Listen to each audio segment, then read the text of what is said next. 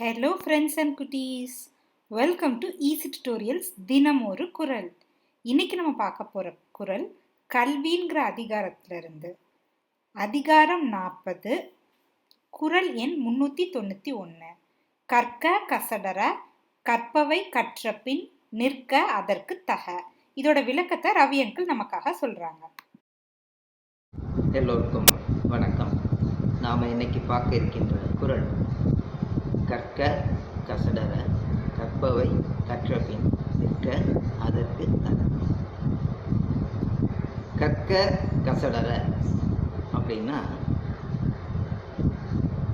அனைத்தையுமே தெரிந்து கொள்ள வேண்டும், படித்து கொள்ள வேண்டும், கற்றுக்கொள்ள வேண்டும். அதை கசடற கற்க வேண்டும். கசடற அப்படின்னா சந்தேகம் இல்லாமல், தெளிவாக, குழப்பம் இல்லாமல், மிக சரியாக தெரிந்து கொள்வது, படித்து கொள்வது அப்படின்னா கற்க கசடற. இப்போது நம்ம சைக்கிள் ஓட்ட பழகிறோம்.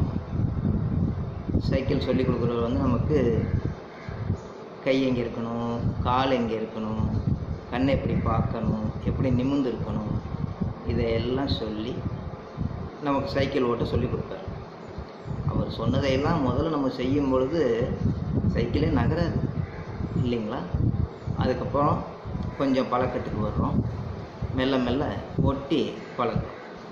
அதுக்கப்புறம் நம்மளே சைக்கிள் எடுக்கிறோம், ஓட்டுறோம், அதை பல வகையில் நம்ம பயன்படுத்திக்கொள்கிறோம். ஆனால் சைக்கிள் ஏற தெரியுது, ஓட்ட தெரியுது, இறங்க தெரியல அப்படின்னா அது ஒரு குறைபாடு தானே. இங்கே நிறைய பேருக்கு என்னென்னா சைக்கிளில் ஏறிடுவாங்க, ஓட்டிடுவாங்க, ஆனால் இறங்குறது தான் பெரிய பிரச்சனை. எல்லாருக்குமே அனுபவம் இருக்கும். எத்தனையோ கிளவிகளை இடிச்சிருப்போம், மரத்தில் மோதி இருப்போம், போஸ்ட்டு கம்பத்தில் மோதி இருப்போம். அப்போ இங்கே கசடற அப்படின்னா ஒரு சைக்கிளை நான் எடுத்து நானே அதில் ஏறி, நானே அதை ஓட்டி, நானே மறுபடியும் யாரோட துணையும் இல்லாமல் கீழே இறங்கி, இது எல்லாம் சேர்ந்தது தான். அதான் கற்க கசடற, மிக முழுமையாக கற்றுக்கொள்ள வேண்டும். கற்பவை கற்றபின், இதெல்லாம் கற்றுக்கணும்னு நம்ம ஆசைப்படுறோமோ அதெல்லாம் நல்ல முறையில் கற்றுக்கொண்ட பிறகு, கற்ற பின் வள்ளுவர் முக்கியமாக என்ன சொல்கிறாருங்க, நிற்க அதற்கு தக அப்படிங்கிறார். நாம் நல்ல முறையில் கற்றுக்கொண்டோம், தெரிந்து கொண்டோம், எல்லாம் சரி. ஆனால் அதன்படி நடக்கிறோமா? இது மிகப்பெரிய கேள்வி. பாரதியார் கூட சொல்வார், படிக்காதவங்க தப்பு பண்ணுறதை பற்றி பிரச்சனை இல்லை, ஆனால் படித்தவங்க தப்பு பண்ணால் அது நாடே தாங்காது இல்லைங்களா? அதுக்காண்டி அவர் என்ன சொன்னார்னா, படித்தவன் தப்பு பண்ணால் போவான் போவான் ஐயோன்னு போவான்னு. படித்தவன் ஏன் தப்பு பண்ணான் அப்படின்னா, வள்ளுவருடைய அந்த வார்த்தை நிற்க அதற்கு தக என்பதை அவர் பின்பற்றவில்லை. தெரிஞ்சுக்கிறோம், அதுபடியே நடக்கிறோம். அப்போ சில விஷயங்கள் தப்பு அப்படின்னு தெரிஞ்சுக்கிட்டோம்னா அதை நம்ம செய்யக்கூடாது என்பதும் அதில் அர்த்தம் இருக்குது இல்லைங்களா? அதைத்தான் நிறைய பேர் இப்போ மறந்துடுறாங்க. இன்னொரு பழமொழி சொல்லுவாங்க, படிக்கிறது ராமாயணம், இடிக்கிறது பெருமாள் கோயிலும்.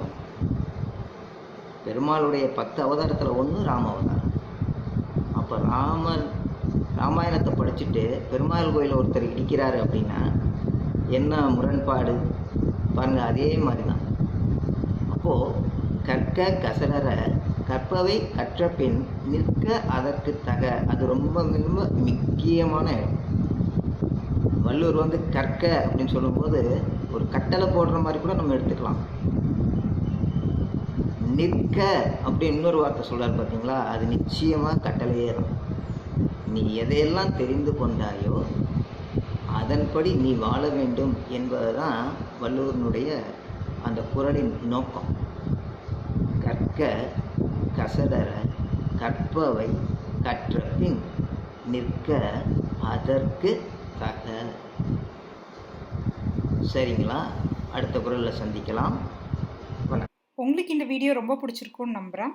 இந்த வீடியோ உங்களுக்கு பிடிச்சிருந்துச்சுன்னா கட்டாயம் தம்ஸ் அப் கொடுங்க, உங்கள் ஃப்ரெண்ட்ஸோட ஷேர் பண்ணுங்கள். நீங்கள் நியூ வியூவராக இருந்தால் சப்ஸ்கிரைப் பண்ணுங்கள். உங்களோட வேல்யூபிளான கமெண்ட்ஸ் எங்களுக்கு ரொம்ப ரொம்ப இம்பார்ட்டண்ட்டாக இருக்குது. அதனால தயவு செய்து போஸ்ட் பண்ணுங்கள். தேங்க்ஸ் ஃபார் வாட்சிங் ஈஸி டியூட்டோரியல்ஸ். நன்றி.